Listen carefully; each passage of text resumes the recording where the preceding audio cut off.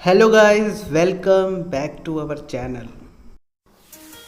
दोस्तों, रक्त के बारे में कुछ जानकारियाँ हमने इसके पहले वीडियो में पार्ट 1 में आपसे साझा की थी। जिन्होंने वो वीडियो नहीं देखी है, मैं चाहूँगा आप इससे पहले वो वीडियो ज़रूर देखें। नीचे डिस्क्रिप्शन में लिंक है, ज़रूर देखिएगा। दोस्तों, अगर आपने वो पिछली वीडियो देख ली तो मैं आपको बताना चाहूँगा कि उसमें हमने श्वेत रक्त कणिकाओं के प्रकारों के नाम के बारे में जाना था। उसके आगे के बारे में हम आज की वीडियो में आपसे बात करेंगे। तो दोस्तों, श्वेत रक्त कणिकाओं का पहला प्रकार है इओसिनोफिल्स। इनका काम शरीर को संक्रमण से बचाना होता है। जब शरीर में इसकी संख्या जब बढ़ जाती है तो इसे इओसिनोफिलिया कहा जाता है। ये जो इओसिनोफिलिया की बीमारी होती है वो मरीज व्यक्ति के फेफड़े, दिल, रक्त वाहिकाओं, साइनस, गुर्दे तथा मस्तिष्क को प्रभावित करती है। इओसिनोफिल्स रोगों से लड़ने में हमारी शरीर की मदद करती है। श्वेत रक्त कणिकाओं का दूसरा प्रकार है न्यूट्रोफिल्स।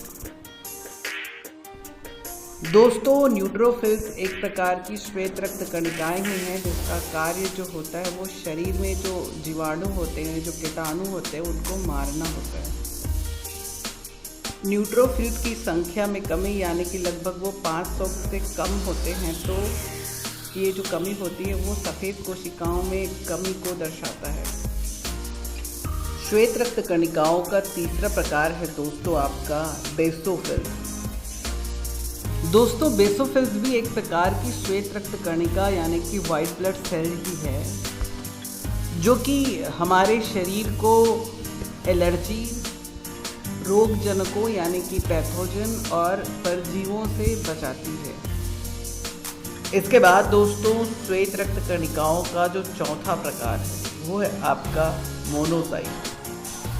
रक्त कोशिकाओं में सबसे बड़ी जो कोशिका होती है वो होती है आपका मोनोसाइट, जिसका व्यास 15 से 18 माइक्रोन के आसपास होता है। मोनोसाइट हमारे शरीर को बाहरी इन्फेक्शन से बचाती है और हमारे शरीर की इम्यूनिटी को बढ़ाती है। ये किसी कारणवश सूजे हुए भाग के सूजन को कम करने का काम भी करती है। वाइट ब्लड सेल्स का जो अगला प्रकार है वो है आपका लिम्फोसाइट। ये शरीर में एंटीबॉडी को बढ़ाता है, जिसे शरीर का प्रतिरक्षक भी कहते हैं। यह हमारे शरीर में प्रवेश करने वाले वायरस और संक्रमण से हमारी रक्षा करती है। अगला है दोस्तों आपका प्लेटलेट्स, जिसे बिम्बाणु भी कहा जाता है। इसे थ्रोम्बोसाइट भी कहा जाता है। यह रक्त में थक्का जमने में मदद करता है। दोस्तों, प्लेटलेट्स अनियमित आकार की छोटी कोशिकाएं होती है जिसमें नाभिक नहीं पाया जाता। इसमें केवल डीएनए मात्र होता है। इनका व्यास 1 से 4 माइक्रोमीटर का होता है और इसका जीवन काल 8 से 12 दिनों का होता है। एक सामान्य शरीर में प्लेटलेट्स की मात्रा 1,50,000 से लेकर के 4,50,000 प्लेटलेट्स प्रति माइक्रोलीटर होता है और 1,50,000 प्लेटलेट्स प्रति माइक्रोलीटर से कम प्लेटलेट्स उपस्थित होने पर शरीर में जब रक्त शरीर से बाहर निकल जाता है या कहें जब ब्लीडिंग हो जाती है तो उसके प्रवाह को रोकना मुश्किल हो जाता है। आइए दोस्तों, जानते हैं रक्त के कुछ कार्यों के बारे में। रक्त पचे हुए भोज्य पदार्थों के परिवहन अर्थात पचे हुए भोज्य पदार्थों को एक स्थान से दूसरे स्थान तक ले जाने का काम करता है। रक्त कार्बन डाइऑक्साइड, ऑक्सीजन तथा हार्मोन को भी एक स्थान से दूसरे स्थान तक ले जाने या कहे उनके परिवहन का काम करता है। रक्त शरीर में बने हुए व्यर्थ उत्सर्जी हानिकारक पदार्थों को भी शरीर से बाहर निकालने में मदद करता है। रक्त शरीर के तापमान को भी नियंत्रित करता है। यही कारण है कि जब मलेरिया बुखार जब स्प्लीन में चली जाती है तो शरीर का जो तापमान होता है वो गिर जाता है। अब जानते हैं दोस्तों लसिका के बारे में, जिसे हम इंग्लिश में लिम्फ भी कहते हैं। यह पीले रंग का तरल द्रव होता है जिसमें हीमोग्लोबिन नहीं पाया जाता है। शरीर में ऐसी अनेक लसिका की ग्रंथियां या कहें ग्लैंड्स पाई जाती है, जिसमें से लसिका जो होती है वो निकल करके शरीर में आगे की ओर प्रवाहित होती है।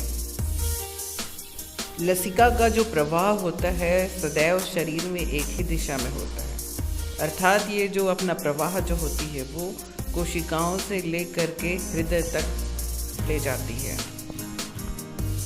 लसिका शरीर को संक्रमण से बचाती है। इसके अतिरिक्त शरीर में अतिरिक्त जल को ये अपने अंदर अवशोषित कर देती है।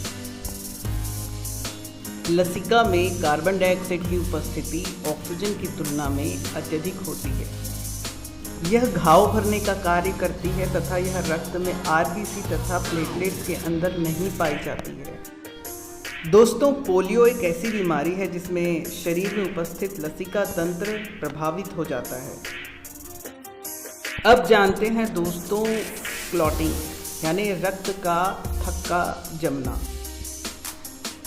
शरीर में किसी स्थान पर कट जाने या फिर चोट लग जाने पर वहाँ पर रक्त का जमना क्लॉटिंग या थक्का जमना कहलाता है।